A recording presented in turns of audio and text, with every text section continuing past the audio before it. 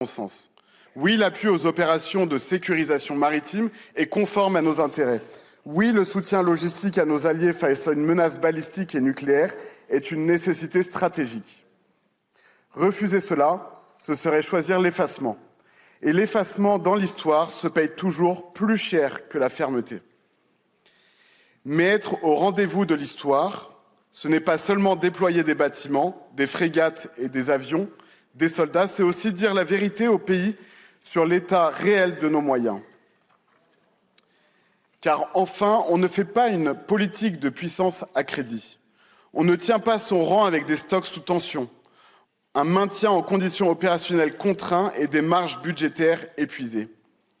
On ne proclame pas la souveraineté à l'extérieur quand on organise à l'intérieur la fragilité financière de l'État. L'effort de défense progresse et c'est heureux. Mais derrière l'affichage, l'exécution se tend. Les reports de charges s'envolent. Aujourd'hui, l'État dépense chaque année davantage pour assumer la charge de sa dette que pour son armée. Voilà le vrai sujet. Le problème n'est pas seulement ce que nous annonçons, le problème, c'est ce que nous pouvons réellement tenir dans la durée. Oui, la France doit protéger ses ressortissants, ses soldats, ses emprises et ses intérêts. Oui, la France doit soutenir ses alliés face au régime iranien et à ses proxys terroristes. Oui, la France doit contribuer à la sécurité du détroit d'Ormuz et à la stabilité régionale. Mais pour que la France demeure une puissance, elle doit redevenir une nation sérieuse. Il m'apparaît illusoire d'arriver à le faire chuter par des bombardements aussi massifs soient-ils. Je crois même que c'est assez mal connaître le régime iranien et l'histoire de l'Iran que de le penser. À ce jour, la terrible répression observée ces derniers mois a manifestement joué un rôle dissuasif. Et l'on n'observe aucun signe d'effondrement du régime ni d'exode massif de la population. En tout cas, pour les États-Unis, qui avaient probablement promis à leurs alliés régionaux une chute rapide du régime iranien, et malgré les propos du président Trump, cette opération s'avère manifestement périlleuse, avec un coût financier, militaire et politique qui semble n'avoir pas été anticipé.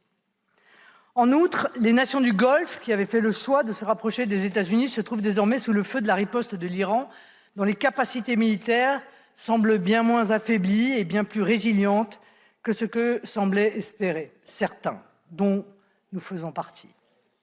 Une réalité sans doute peu satisfaisante pour nous, occidentaux, mais qu'il s'agit de ne pas nier, elle s'impose à nous. S'agissant d'Israël, il est évident que les attaques directes, mais surtout indirectes qu'elle a subies doivent être dénoncées. Mais si Israël a le droit et même le devoir de se défendre et d'assurer la sécurité de son territoire et de ses habitants, le second intérêt prioritaire est la préservation de nos partenariats industriels et diplomatiques de défense avec plusieurs pays de la région.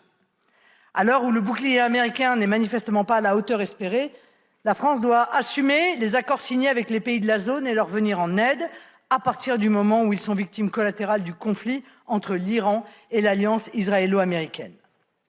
La concrétisation de ces engagements sera en outre probablement bénéfique si la confiance de ces pays envers les États-Unis s'érodait durablement. Nous ne pouvons sous-estimer la menace que ferait peser sur notre propre sécurité la constitution d'une zone de chaos au sein et aux frontières de l'Iran. Nous avons également des devoirs. J'en vois au moins 3 dans la crise actuelle.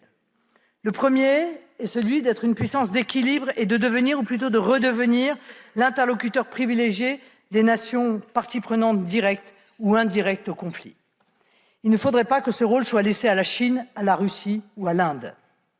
En cela, il serait souhaitable que la France, au lieu de consentir à sa dilution dans une politique étrangère européanisée, prenne l'initiative d'une médiation en faveur de la paix. J'ai déjà l'annonce de l'expulsion de l'ambassadeur iranien par le Liban doit être vue comme l'expression de la volonté du Liban de faire cesser les ingérences iraniennes via le Hezbollah sur son sol et doit donc être saluée. Nos intérêts et nos devoirs ayant été définis, permettez-moi d'évoquer les mesures que le gouvernement devrait désormais déployer au plus tôt. Je regrette vivement l'option retenue en ce qui concerne les stocks stratégiques de carburant. Le recours à ces stocks doit avoir des conséquences concrètes sur nos concitoyens et nos entreprises. Et non, je cite le ministre Lescure, sur les zones où il y a des tensions d'approvisionnement. Les engagements financiers des pays du Golfe, notamment via leurs fonds souverains, sont importants dans notre économie, y compris dans notre dette. Or, il est possible qu'une fois la situation stabilisée, Ces pays réorientent une partie importante de cet argent pour leur reconstruction et pour un renforcement sécuritaire. Il faut donc, je le crois, anticiper cela. La mise en place d'un fonds souverain français que je propose depuis longtemps pourrait être une partie de la solution pour renforcer notre souveraineté économique face à ce type de crise. La responsabilité première et dernière de cette guerre illégale revient aux États-Unis d'Amérique et à Benjamin Netanyahou. C'est lui qui a initié l'escalade lors de la guerre des 12 jours contre l'Iran en juin 2024. C'est lui qui relance depuis un mois un conflit encore plus meurtrier qui s'étend à toute la région. Il entraîne dans son sillage les États-Unis de Donald Trump dans un conflit illégal aux conséquences incontrôlables. Un conflit qui réduit définitivement à néant l'accord sur le nucléaire que la France avait contribué à édifier en 2015. Un conflit qui met en péril durablement la sécurité de toute la région. Un conflit qui compromet pour des années toute perspective de paix. Benjamin Netanyahou sait ce qu'il fait. En entretenant ce chaos dans une logique de guerre permanente, il accroît sans cesse sa domination militaire. Il poursuit son expansion territoriale, il applique la même logique suprémaciste. C'est cette stratégie qui est à l'œuvre au Liban, à Gaza, en Cisjordanie, dans le silence complice des nations. Alors, certes, vous réaffirmez constamment que la France n'est pas en guerre contre l'Iran, qu'elle se limite à une assistance défensive. Mais vos actes contredisent vos paroles.